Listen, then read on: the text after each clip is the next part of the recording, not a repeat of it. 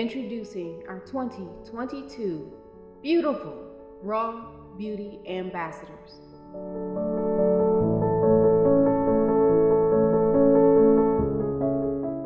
Hello, my name is Eloise Kelly, and I am a survivor and a warrior as it pertains to domestic violence.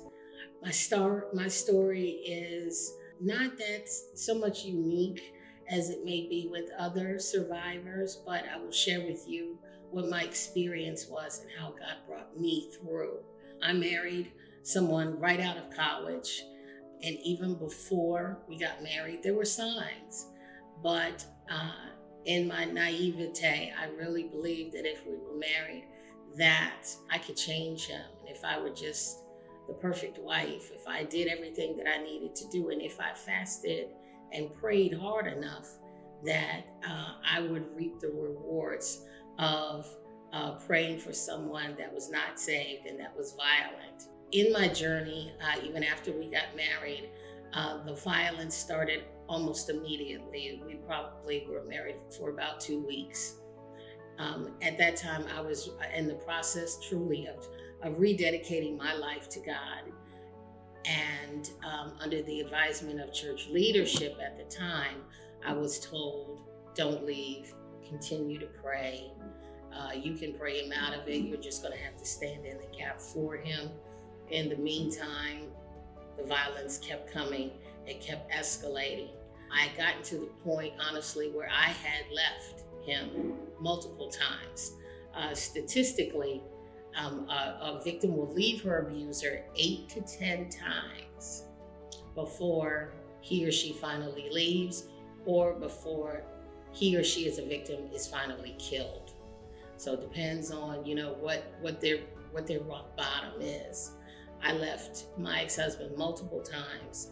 I endured many trips to the emergency room, to the point I ended up with concussions, hairline fractures, dislocated bones, bumps, bruises, black eyes, damage to my retina in both of my eyes. But I knew that God had a purpose for me in the midst of all of that, but I was in so much pain and I was operating in so much shame, I couldn't even see it.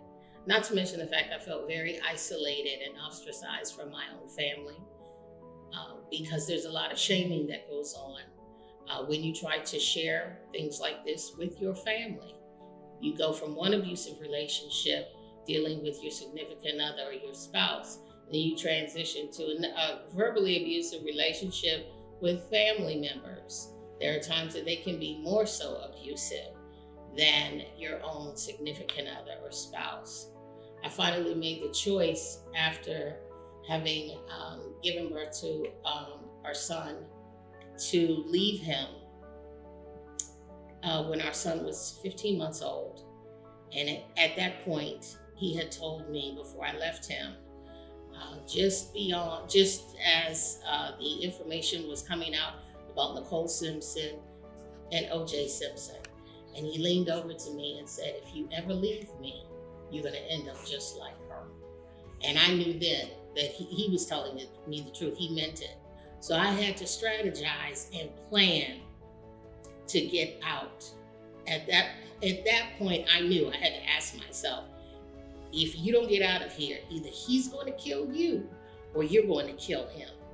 Then where will your baby end up? I had to make the conscious decision to plan and exit out. So within 3 days, I left with my purse on, my baby on my hip, and the clothes on my back, and I never looked back. I am here to fast forward say that with everything that God brought me out of, you too can make it. Is it easy? Absolutely not.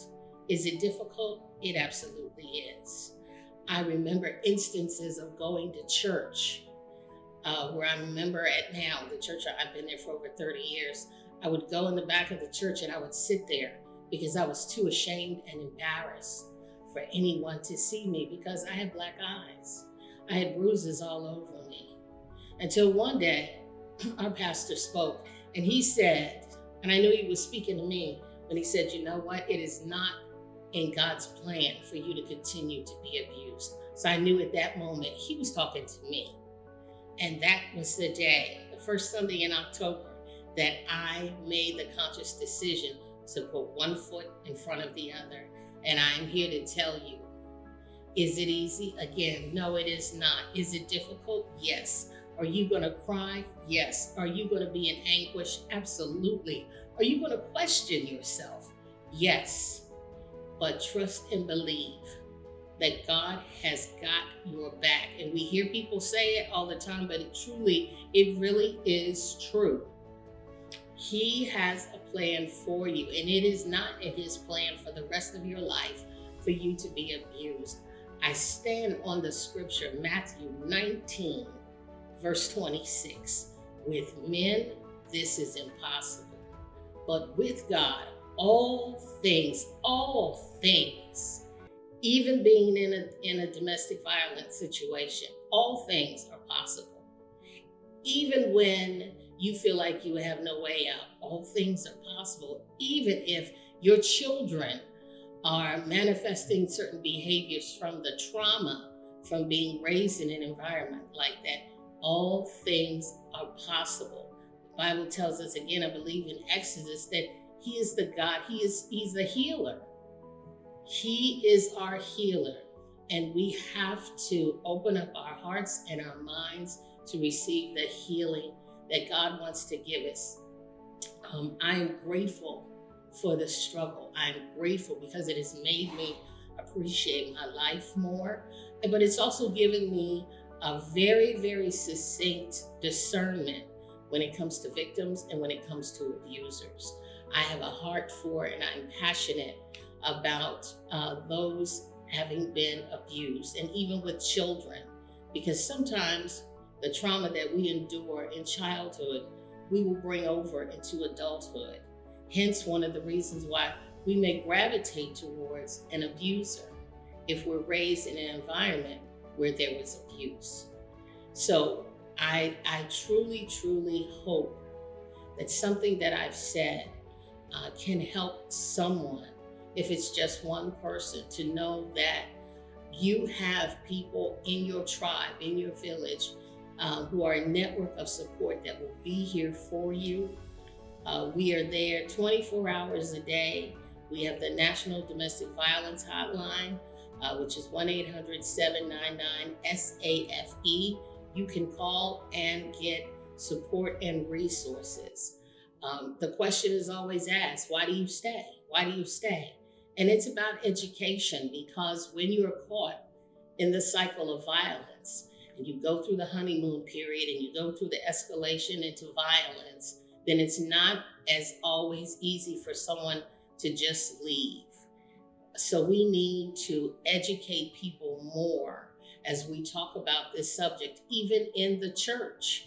We need to talk about domestic violence more because it exists in the church. There are people who are abused before they come to church, who are abused on their way to church, who are abused after they leave church. And this is something we have to have the conversation. And the conversation really needs to start when children are toddlers. They have to understand and be taught to know what is acceptable and unacceptable behavior.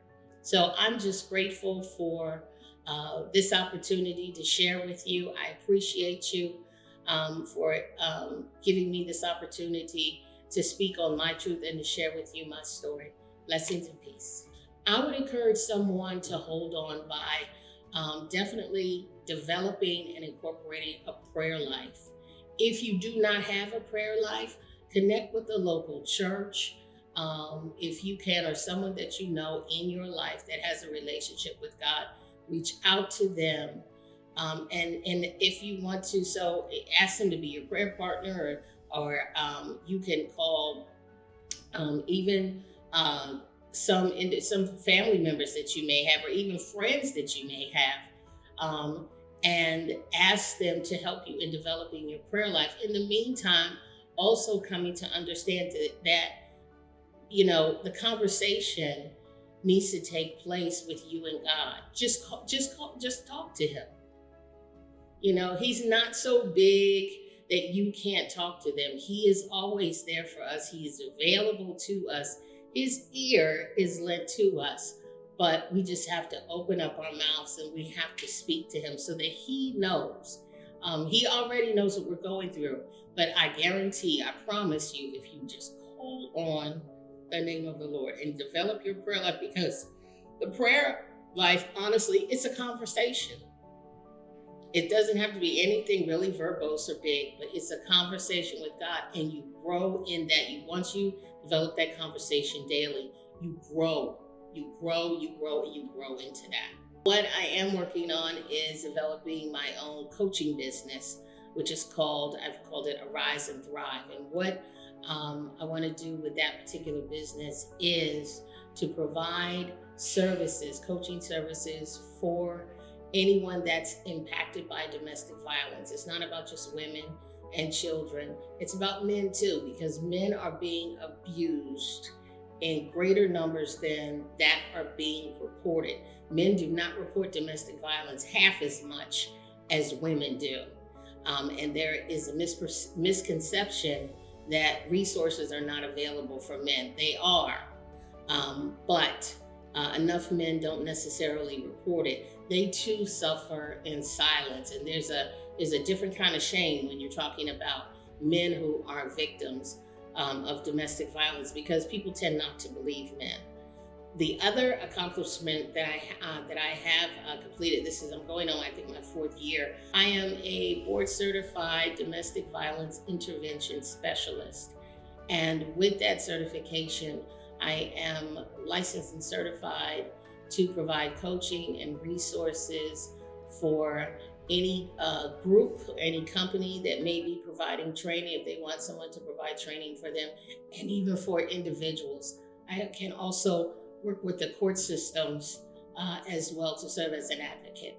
I think my raw beauty experience as a survivor would help, especially those women in the church who suffered in silence because they were so ashamed and humiliated and embarrassed.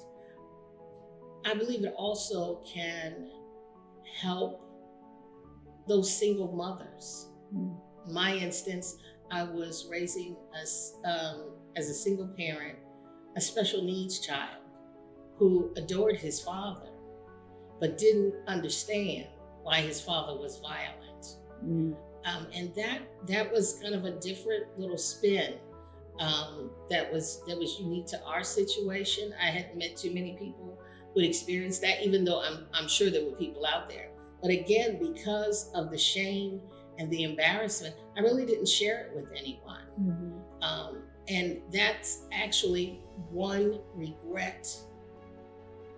regrets that I have, that I did not speak up sooner, that I did not share my pain in a safe space with others. But I also, again, I was still, even though I left my ex-husband physically, mentally, I was still there. And so it took a lot of therapy. And a lot of new thinking to get myself to the place where I am now. My name is Eloise Kelly, and I am Raw Beauty Proud.